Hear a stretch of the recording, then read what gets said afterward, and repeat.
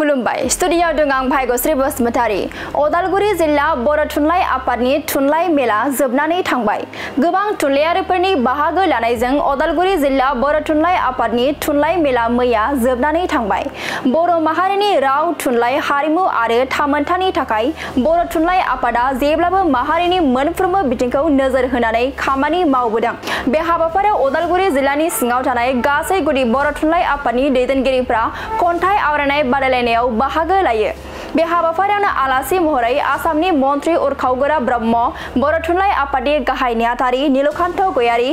बिटिआरनि लेङाइ गाहाय मावफुं सोद्रोमा गबिन्द चन्द्र बसुमतारी डक्टर नीलोत्सर गयारी आरो गोबां दैदेनगिरि बिथांमोना बाहागो लायो मन्त्रि उरखावगोरा ब्रह्मआ बे हाबाफारियाव बाहागो लानानै बुंथियो दि गेरेमसा बर' माहारि दानायाव थुनलाइयाबो मोनसे बाहागो थुनलाइया राजखान्थि समाजखान्थि आरो रांखान्थिजों आलादा जायो होनना खौरांगिरिनि गेजेरजों बाथ्रा बुंथियो बिथां उरखावगोरा ब्रह्मआ दानिया फैदो मन्त्रि उरखावगोरा ब्रह्म आरो बर' थुनलाइ आफादनि गाहाय नेहाथारि नीलकान्त गयारीआ बे हाबाफारियाव बाहागो लानानै खौरांनि गेजेरजों मा बाथ्रा फोरमायखो जों आबुङै खोनासंना लानि उदालगुरि जिल्ला बर' थुनलाइ आफादनि जि मोनसे थुनलाइयारि जथुम बाहाय आंखौ बिजाब बेखेवनो लिंहरनाय जादों आं बाहाय बिजाब बेखेवनायनि गेजेरजों बाहागो लानो मोननानै आंबो जोबोद मोजां मोनदों खारन आंबो सासे लिरगिरिबो आरो खन्थाइबो चर्चा खालामो दा खन्थाइ आड्डाफोरखौ मोजां मोनो आं खारन क'क्राझाराव फिथिखा मोनसे खन्थाइ आड्डा दं बाहायबो आं बाहागो लायो आरो बिनि गेजेरजों आङो गोबां खन्थाइबो लिरबाय असमिया खन्थाइ हिन्दी खन्थाइ बर' खन्थाइ थ' बेनिखायनो दिनै फैनानै आं जोबोद मोजां मोनदों आरो एफा बुरजा राइटारफ्रा बाहाय जमा जानानै बर' थुनलाइखौ जौगाहोनांगौनि थाखाय सिन्था खालामलायफैदों खामानि मावफैदों बे जोबोद मोजां बर' थुनलाइ आफादनि गाहाय नेहाथारि नीलकान्त गयारी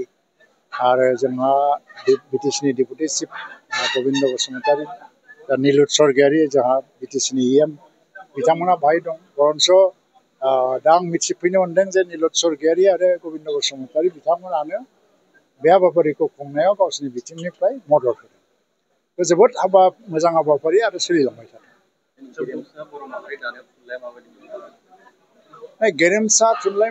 बर' माहारि दानायाव थुनलाइयाबो मोनसे बाहागो गावनो गाव बियो कमप्लिट मोनसे आयदा नङा जे खालि थुनलाइया मोजां जाबानो गेरेमसा बर' माहारि जायो थुनलाइया राजनिति समाजनिति रांखान्थिजों आलादा बुस्थु डिफारेन्सआ बेसो जे बयहाबो थुनलाइ थायो राजनितियाबो थुनलाइ थायो पलिटिकेल लिटारेचार थायो इक'नमिक लिटारेचार थायो साइन्सनि लिटारेचार थायो लिटारेचार्सआ बे मोनसे कम्बाइन वार्ड थ' थुनलाइया जौगानायनि मिनिङा मा जाहैबाय नोंनि साननाय हनायफ्रा बेसेबां जौगादों नों बबे लेभेलाव साप'ज सासे साइन्टिस्टआ जेला नभेल लिरोबा बे गाव साइन्टिस्ट जानायनि जिखिनि गुनागुन बे रिफ्लेक्ट जागोन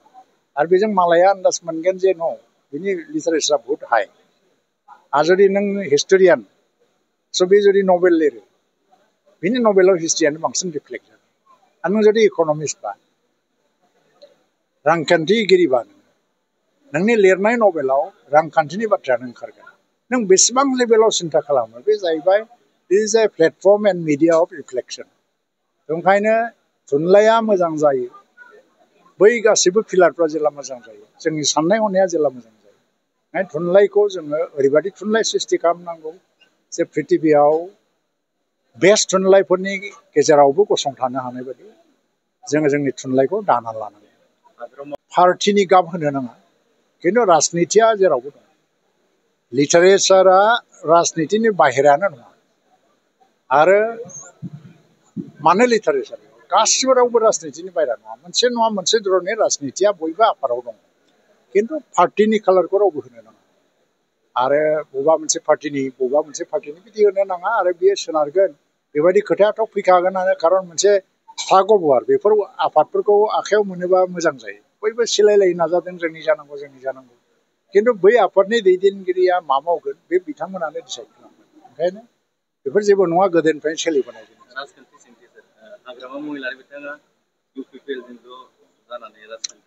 आं दहाय बेखौबो बुंदों जे आं सासे बिपिएफनिबो दाजेनगिरि सासे दैदेनगिरिमोन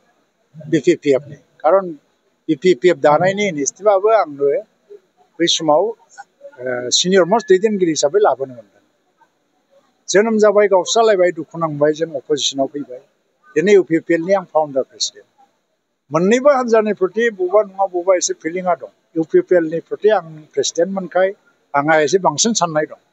खिन्थु BPF खौ मालाबा गोसोखाङा नङा गोसोखाङो बे मोननै हान्जाया जुदि ज' जायो ज' जानानै जुदि राजनितिखौ खालामलाङोबा इउनिटियाथ' बारा गोबाव राजनितियाव थायाबो जानो हागौ खिन्थु 10 बोसोर जुदि इउनाइटेडलि फाइट खालामलाङो अब्लाना जों मजबुत जागौ दा बेखौथ' आंबो लुबैयो जायोबा आंनो रासिन खुसि जागोन नाथाय खोथाया जाहैबाय मा खौसेथिनि रावा राजनितिनि फासा खेला बादि जाबाय थानो नाङा गावनि सुबिदानि थाखाय बाहायलायनो नाङा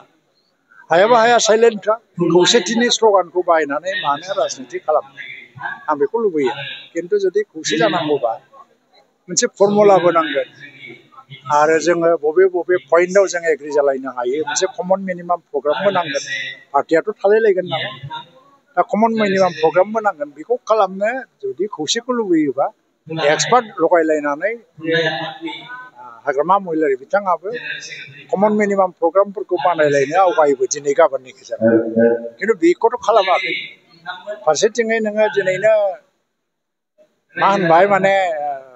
खौसेयाव आं दं आरो बेलासियाव मोनसे मा बुंबाय BTR बा प्रमद बर'आ शिफ्ट जागोन BTC बा आं शिफ्ट जागोन थारमाने BTR आव शिफ्ट जाया थ' बेनि थाखायथ' आङो थेंक्स होनो नागिरदों हाग्रामा महिलारिखौ थारमाने गावजे शिफ्ट जाखाला बेखौ बियो सिमान जाबाय खारन BTRथ' जाबाय खारन दाथ' गभर्नमेन्ट कमिउनिकेसन भारत सरकार आसाम सरकारनिफ्राय जेसेबां लेटार BTRआनो फैबाय BTRआनो जाखाबाय आरो 125 एमेन्डमेन्ट जानो थांगासिनो दङ जेब्लानो जाबाय बे जाबाय BTRआनो जाखाबाय बेखौथ' मिथिया नङा खारन BTCआ चेन्ज जायाखै बेखौ रावखौबो थगायनो नाङा BTCआ BTCयैनो दं हाग्रामा महिलारिमोन 2003 आव सहि होनानै गठन खालामनाय बेबो BTADसो BTC नङा BTAD एरियानि नामासो BTAD आरो गभर्नमेन्टनि नामा काउन्सिल BTC बे गाबोन BTADआ चेन्ज जाबाय एरियानि नामा BTR जाबाय BTRआ चेन्ज जानानै गाबोन जुदि दस्रा जायोब्लाबो बे BTCआ बेनो बे थागोन मानो एसेबां मानसिफोरखौ बुजिनो रोङै सानखो दा BTRआथ' जाबाय आरो BTRआव शिफ्ट जालाबा गावनो बुंनानै लाखाबाय बे हिसाबै आं साननानै लाबाय मा बे शिफ्ट जाला बेखौबो मिथिखाबाय आरो ओंखायनो आङो धन्यबादसो होदों हाग्रामा महिलारिखौ गावजे शिफ्ट जाला जिबनाव BTR जाबाय जेला बेखौ गावजे बुंनानै लाबाय बेनि थाखाय एखे गोसो सिंनिफ्रायनो साबायखर होबाय आङो उदालगुरि जिल्ला बर' थुनलाइ आफाद आरो लोगोसे बर' बाजार गुदि बर' थुनलाइ आफादनि बानजायनायाव नैबे बर' बाजाराव थानाय जे मोनसे गामियारि बिजाब बाख्रि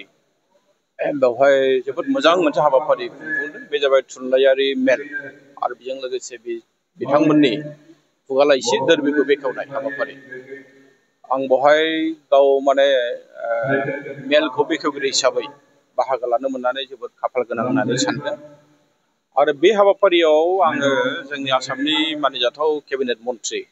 उरखाव गोरा ब्रह्म आरो लोगोसे जोंहा BTRनि लेङाइ गाहाय मावफुं सोद्रोमा श्री गबिन्द चन्द्र बसुमतारी लोगोसे बे हाबाफारिखौ गासै बिथिङावनो मदद खालामनाय एबा सुंथानाय सुंथागिरि BTRनि सासे माने गोख्रों मावफुं सोद्रोमा डक्टर निलुत स्वर्गियारी बिथां मोनखौ लोगो मोननानै जोबोद मोजां नांदों आरो बे हाबाफारिया जोबोद मोजाङै जाफुंदों बेवहाय उदालगुरि जिल्लानि सिङाव थानाय गासैबो बर' थुनलाइ आफादनिफ्राय बाहागो लाफैदों आरो बेल' नङा जे फोरोंगिरि आफादनिफ्राय बाहागो लाफैदों आब'निफ्राय बाहागो लाफैदों आरो लोगोसे हारिमु आफादनिफ्रायबो बहाय बाहागो लाफैदों गोबां माने बहाय नुनो मोनदों जे आगोलनि जायफोरनाखि साहित्य एकाडेमि बान्था मोनगिरि जोंहा मोदाय गाहाय आरो जोंहा बहाय माखासे बेबायदि माने जाखांफुनाय लिरगिरि बिथांमोनाबो बहाय बाहागो लादों बे जोबोद मोजां बाथ्रा आरो बेयो जोबोद थुलुंगाखांथाव जादों जिहेतु दोरबिलाइसि बेखौ बेखेवदों बे मानि थाखाय बियो उदालगुरि जिल्लानि मोनसे खुगा लाइसि ओरैनोथ' बियो आगोलाव दंखायोमोन नाथाय गेजेराव बियो थैनानै थादोंमोन दा बेखौ आथिखालनि उदालगुरि जिल्ला बर' थुनलाइ आफादनि बिबानगिरिफ्रा बेखौ फोथांफिनदों गोदान जिउ होदों बियो जोबोद मोजां जादों मानोना दिनै जोंनि हारिनि राव थुनलाइया गोबां जौगाबाय जोंनि हारिनि राव थुनलाइ जौगानायजों लोगोसे जोंनि हारिनि सिनायथियाबो आसामावथ' आसाम मिथिखायोआनोसै सा सानजा भारताव मिथिखायो दुलाराय भारतावनो दिनै मिथिजायो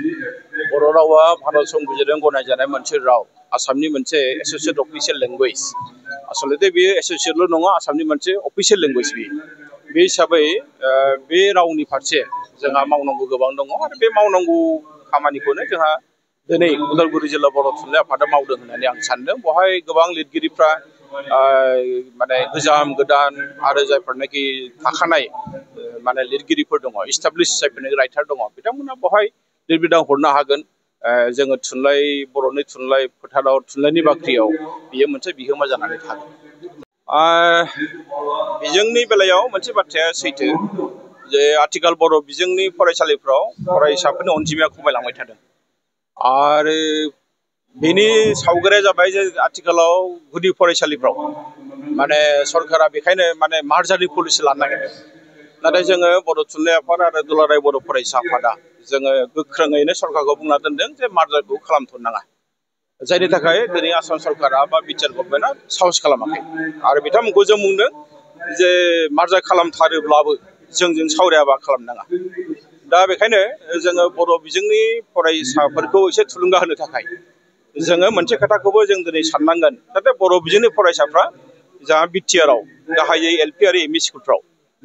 माने बिसोरो प्रिपारेन्सखौ मोनो बे बिथिंखौबो जों नायनांगोन आरो बेखौ जों मावनांगोनबो आरो साननायजोंल' नङा बेखौ जों मावनानैबो दिन्थिनांगोन अब्लासो जोंनि जाखांबोनाय फरायसाफ्रा मोनसे साननाय फैगोन जे बर' बिजों फरायनानैबो जोङो साख्रि मोननो हायो आरो मोनसे बाथ्राखौ आं नोंथांमोननो बुंखागोन जे जोङो बर' बिजोंखौ प्रिपारेन्स होनायजों लोगोसे नाथाय जोङो इंलिसखौबो जों गुरुत्त होदों जों हिन्दीखौबो गुरुत्त होदों बे नङा जे जोंनि बर' गथ'फ्रा बर' बिजों फरायनानै जाम्बा जानांगौ जाम्बि जानांगौ बे नङा जोङो हादरनि मोनसे राव हिन्दी जोंनि बुहुमनि राव इंलिस जाहाथे बेखौबो समानै लांफानो हायो बे खोथाखौबो जोङो अराय सम गुरुत्त होबोदों आरो होलांबाय थागोन